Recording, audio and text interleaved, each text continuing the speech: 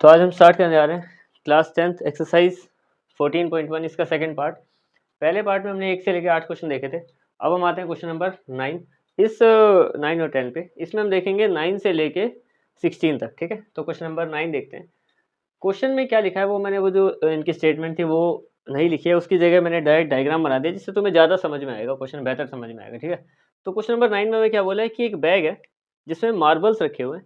Red colour के 5 marble हैं, ठीक है, वाइट के 8 हैं और ग्रीन के 4 हैं।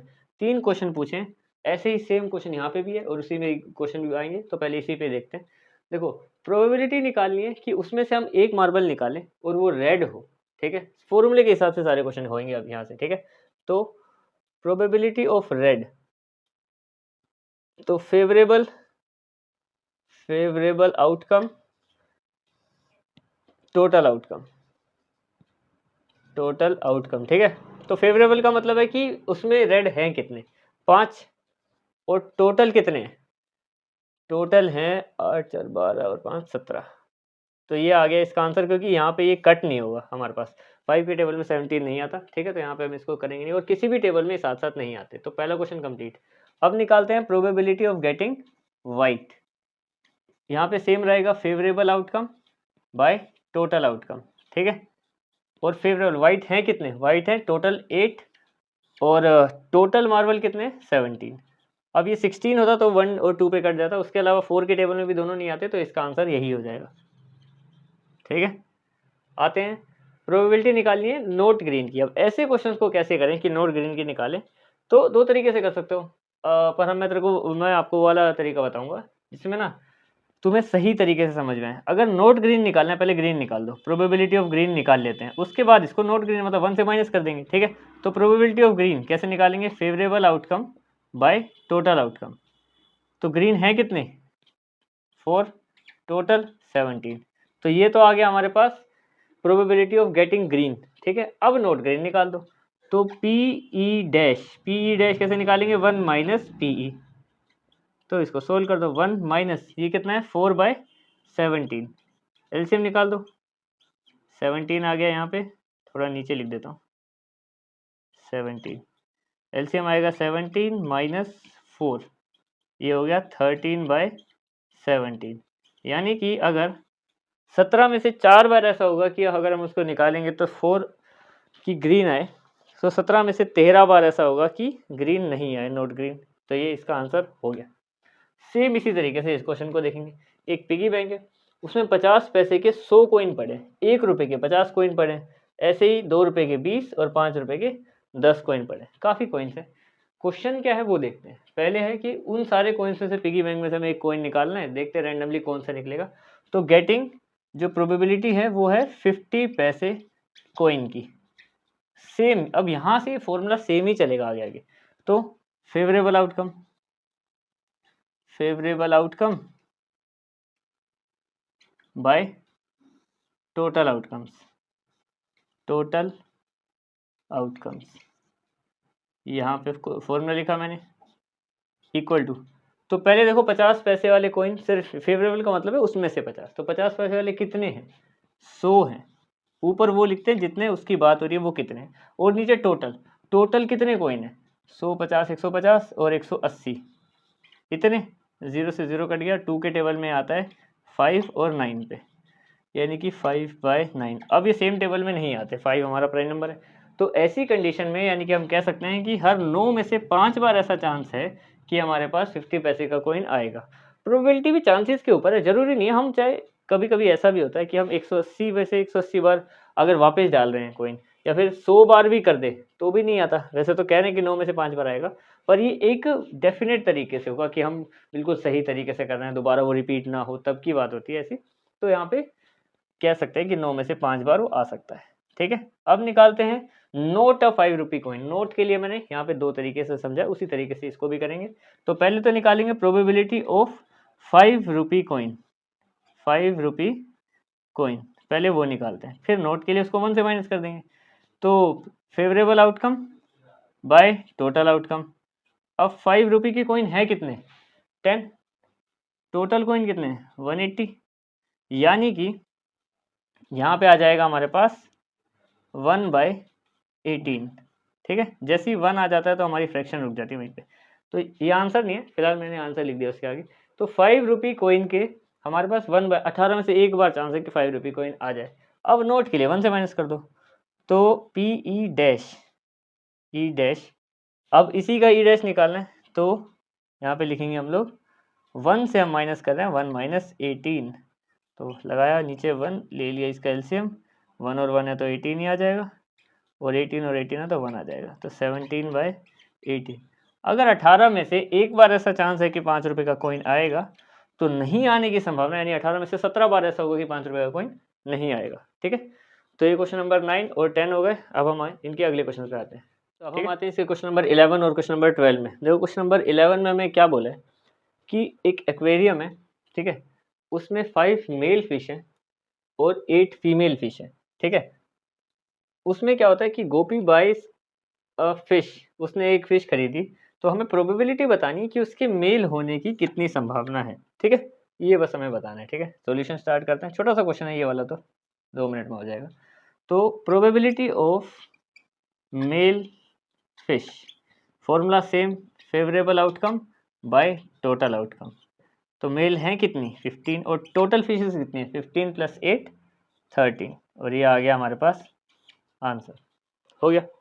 अब हम आते हैं इसके क्वेश्चन नंबर 12 पे। क्वेश्चन नंबर 12 में हमें क्या बोला है कि देखो ये एक सर्कल है, इसको घुमाएंगे और यहाँ पे एक एरो है, उस पर आके कोई ना कोई नंबर रुकता है हमेशा। ठीक है, तो उसके नंबर के 4 क्वेश्चन पूछे हुए हैं कि किस किस तरीके से हमारे पास आंसर आएगा।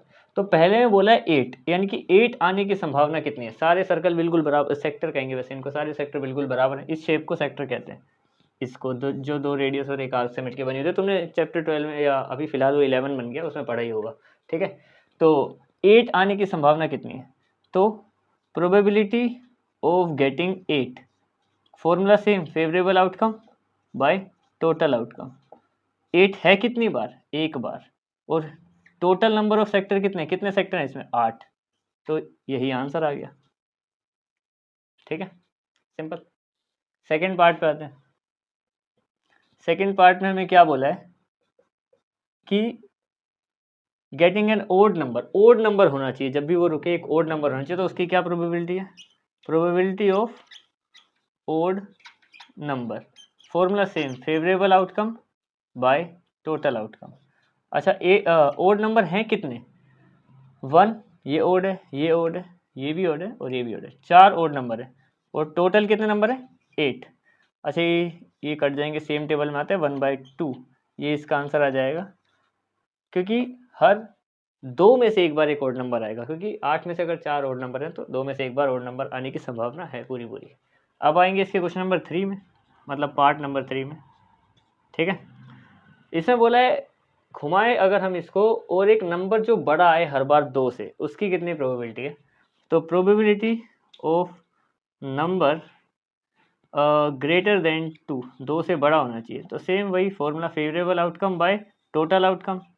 अच्छा, फेवरेबल कितनी है, 2 से बड़े नंबर कितने हैं, ये जितने भी नंबर हैं 2 से बड़े वो हैं 3, 4, 5, 6, 7, 8, ये सारे नंबर 2 से बड़े हैं, तो ये 6 नंबर ऐसे हैं जो 2 से बड़े हैं और टोटल नंबर है 8। तो इसको अगर कट करेंगे 2 के टेबल में 3 और 4 पे आते हैं, 3/4 आंसर आएगा, यानी कि हर 4 में से 3 बार ऐसे चांस है कि वो नंबर 2 से बड़े होंगे। ठीक है, ये भी हो गया। अब आते हैं इसके लास्ट पार्ट पे। A number is less than 9, probability में बोला है जो भी हमारा नंबर हो वो 9 से छोटा हो।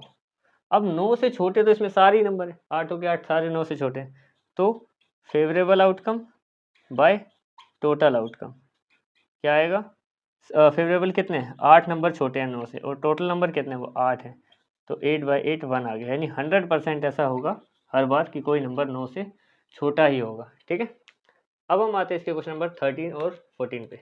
अब हम आते हैं इसके क्वेश्चन नंबर 13 और 14 में। देखो क्वेश्चन नंबर 13 14 में हमें क्या बोला है, 2 टाइप के क्वेश्चन है, एक डाइस के ऊपर है और दूसरा कार्ड्स के ऊपर है। सेम वही सारे फॉर्मूले लगाएंगे और उसी टाइप से आंसर भी निकालेंगे। ठीक है, तो क्वेश्चन नंबर 13 में क्या बोला है कि एक डाइस को अगर हम उछालें, ठीक है, तो क्या क्या आने की संभावना क्या क्या बनेगी। पहले तो देखो एक मैं डाई बना देता हूँ, मान लेते हैं कि इसमें 6 साइड होती है इस तरीके से, ये, और इसको मिटा देते हैं और इसको भी मिटा देते हैं, और इसको भी मिटा देते हैं। तो ये मान लो हमारे पास एक डाई बन गया, ठीक है। ये 1 है, ये 2 है और ये इसमें 3 लिखे हुए हैं।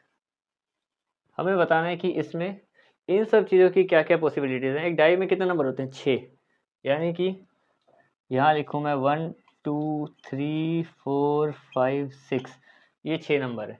तो पहले बताओ प्राइम नंबर आने की संभावना कितनी है, ठीक है। तो क्या प्रोबेबिलिटी है? पहले प्रोबेबिलिटी ऑफ प्राइम नंबर, तो फेवरेबल बाय टोटल। अच्छा, फेवरेबल हैं कितने? कितने प्राइम नंबर हैं? 2 प्राइम नंबर है, 3 प्राइम नंबर है और 5 प्राइम नंबर है, यानी कि 3 तो प्राइम नंबर है और टोटल नंबर कितने हैं? 6। तो ये आ गया 1/2, इसका आंसर आ गया 2। हर 2 में से एक बार एक प्राइम नंबर होगा। आगे बात करते हैं नंबर लाइंग बिटवीन 2 एंड 6। तो probability number lying between 2 and 6, ठीक है। तो फेवरेबल बाय टोटल, 2 और 6 के बीच में कितने नंबर लाया करते हैं? देखो, ये तीनों नंबर 2 और 6 के बीच में लाया करते हैं, यानी कि 3 नंबर है और टोटल नंबर कितने हैं? 6। ये भी आ जाएगा 1/2। हर 2 में से एक बार ऐसा नंबर आने के चांसेस हैं जो 2 और 6 के बीच में लाया करते हैं। आगे बात करते हैं an odd number. An odd number, तो favourable by total, favourable odd हैं कितने? ओड नंबर है 1 3 5, यानी कि 3 नंबर हमारे पास यहाँ पे ओड है, ठीक है। तो 3 और टोटल नंबर 6। इसमें सबके आंसर सेम है, 1/2 1/2 1/2, ठीक है। ये वाला क्वेश्चन हमारा हो गया।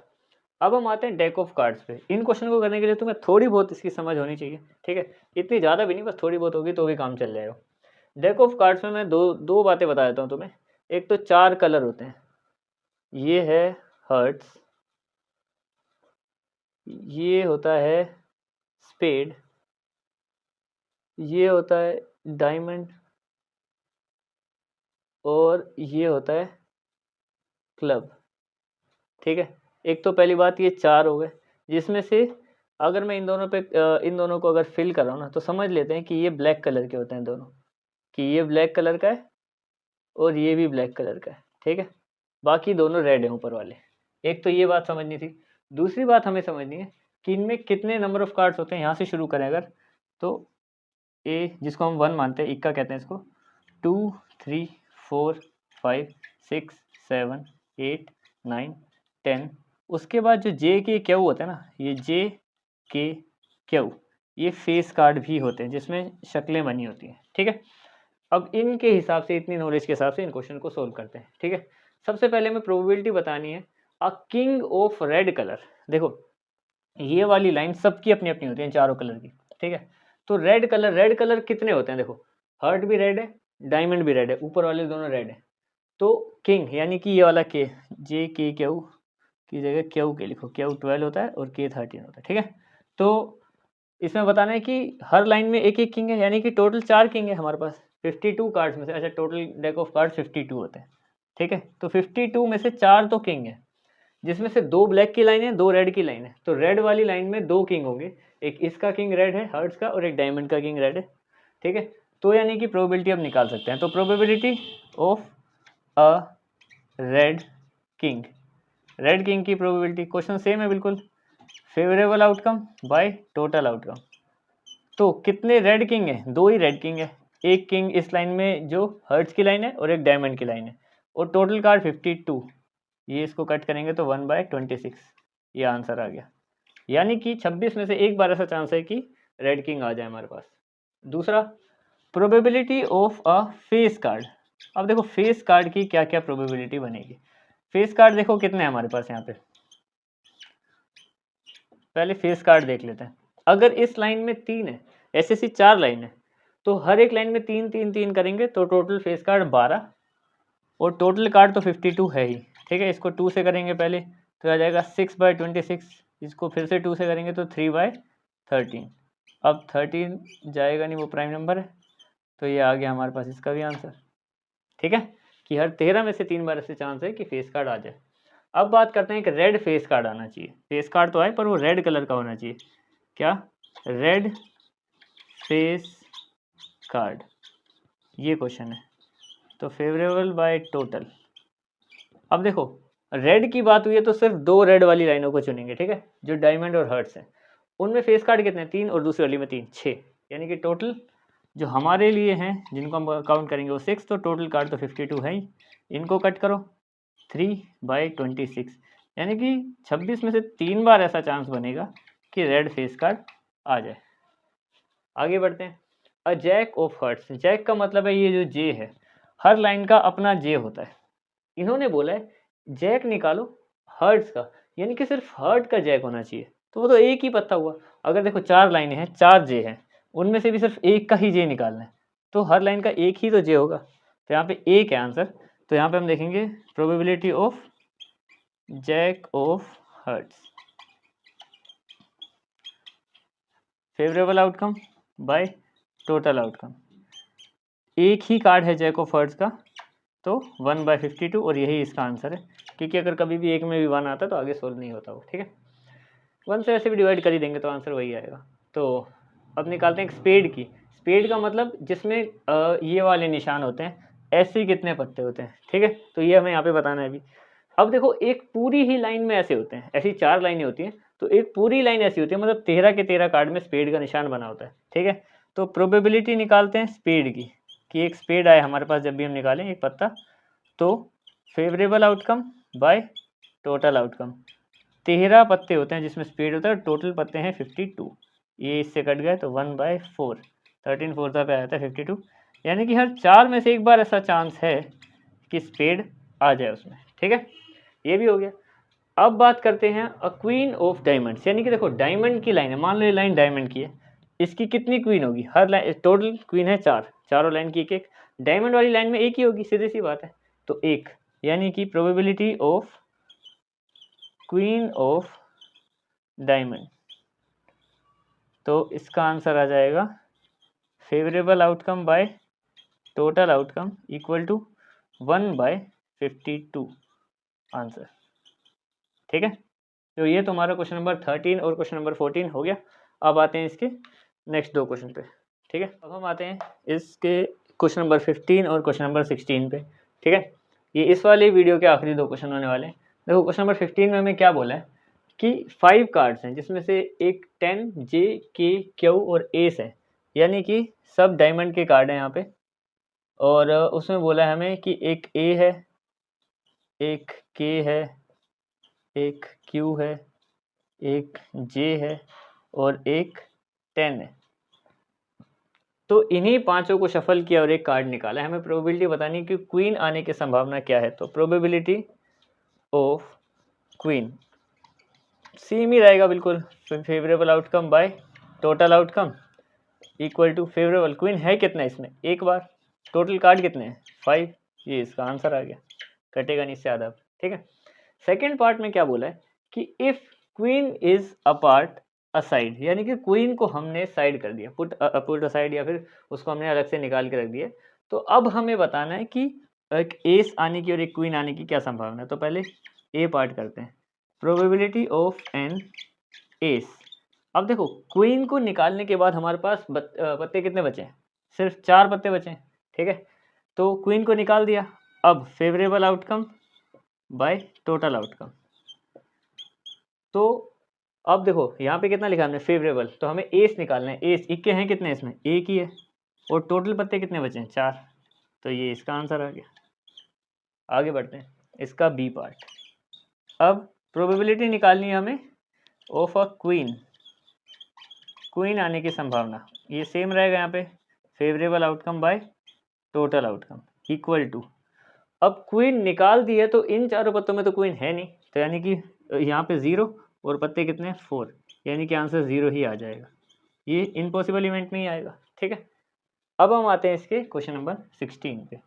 देखो क्वेश्चन नंबर 16 में क्या बोला है कि 12 डिफेक्टिव पेन्स, यानी कि 12 जो खराब पेन है ना वो मिक्स हो गए हैं एकदम से ही, गलती से एक्सीडेंटली यहाँ पे लिखा हुआ है 132 अच्छे पेन में 12 मिक्स हो गए हैं, ठीक है। तो अब क्या करेंगे, हमें प्रोबेबिलिटी निकालनी है, एक अच्छे पेन आने की संभावना बतानी है। जब हम कोई भी एक पेन निकालेंगे, टेकन आउट कोई भी एक पेन निकालेंगे तो अच्छा पेन आने की संभावना बतानी है, ठीक है।